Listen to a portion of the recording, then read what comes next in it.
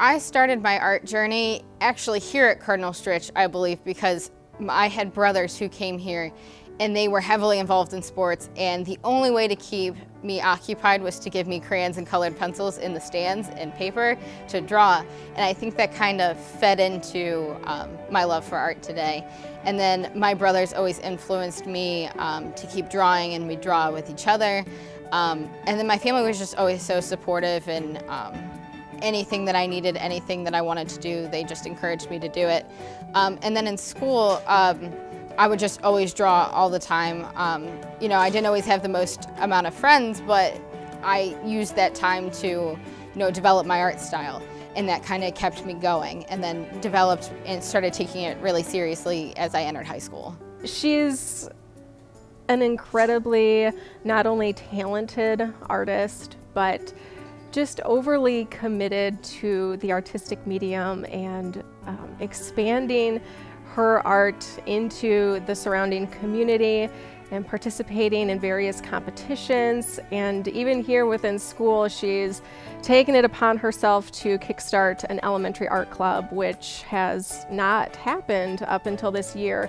And she had actually mentioned it to me last year, and kind of just, it was more toward the end of the year, never happened. And she came back this year and said, hey, I want to be able to inspire some of the younger students and kickstart that desire and that urge to be creative. And she has been present for every single art club, and she's helped with planning and getting materials prepared for it. And so I think all around she just hits every base when it comes to a creative attitude and mindset, and wanting to promote that in the community and within the school.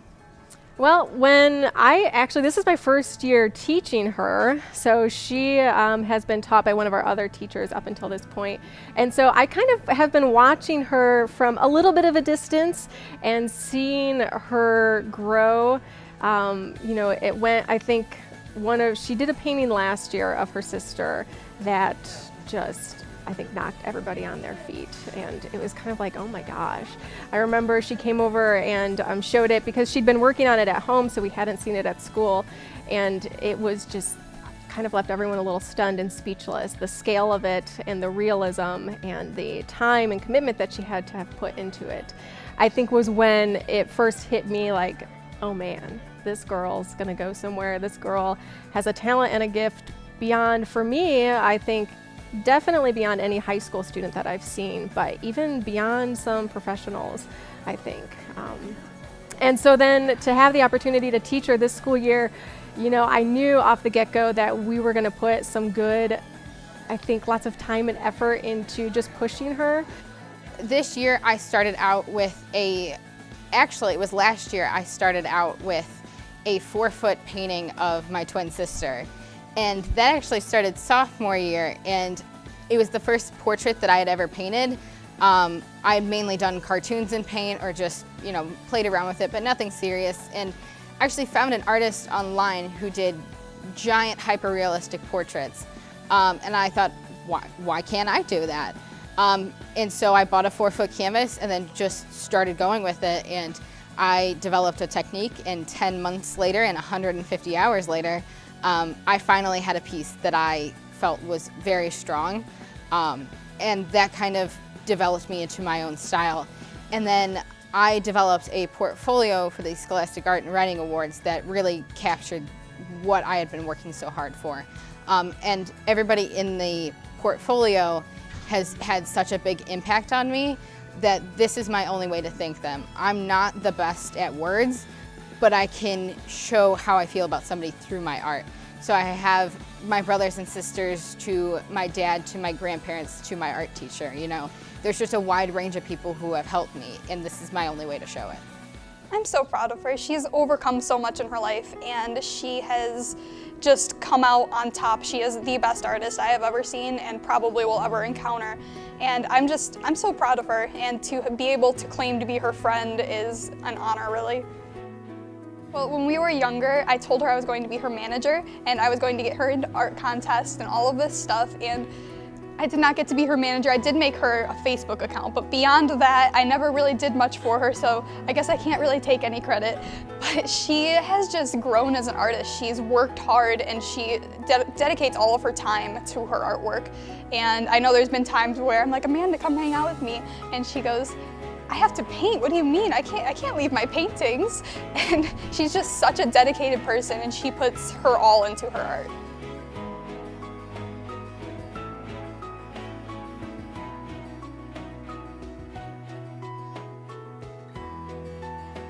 It's not for me if I'm good or not. It's, do I love what I'm doing? And I have found the thing that I love to do and want to do for the rest of my life. And I think that's huge to find at such a young age. So whether or not I always think that my art is good, I don't know. But just for me, it's the love of it, which keeps me going. I have an Instagram page that I've had since the 8th grade, which really pushed me to keep creating art. First on there, I started, just copying other people, just trying to get art made, and then I really developed my own skills from there and my own style and how I wanted to work. But I was able, through my art and through social media, to get out a positive message. I've dealt with mental health issues and bullying, and I took a stance on that through my art and through social media. And that's why I think art is so impactful, because, you can have such a big impact on somebody with just a picture that you drew.